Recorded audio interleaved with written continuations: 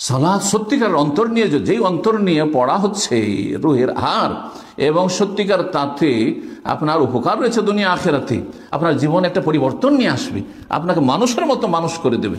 আল্লাহ যেন বোঝার তৌফিক দান করে। সেই সালাত হইতে হবে কেমন?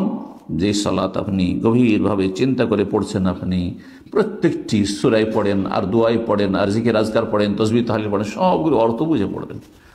আল্লাহ যেন আমলের তৌফিক দান করেন। নবী সাল্লাল্লাহু আলাইহি সাল্লাম যদি কখনো সুন্নত নফল কাজা হয়ে যেত তো কাজা করতেন। এই জন্য সুন্নত নফল যারা পড়তে অভ্যস্ত, যারা মাঝে মাঝে যারা ছেড়েই দেন যে পড়লাম না হয়তো, তাহলে তার জন্য কাজা নেই। যে সুন্নত পড়ে না, কিন্তু যেই ব্যক্তি পড়ে তার জন্য কাজা।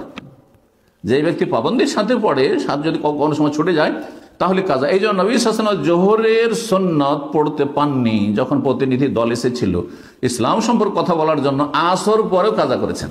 তার নিষিদ্ধ যে নফল পড়ার জন্য নিষিদ্ধ সময়গুলো, সেখানেও কিন্তু সুন্নত পর্যন্ত কাজা করা যাবে, সুন্নত পর্যন্ত কাজা করা যাবে। জি।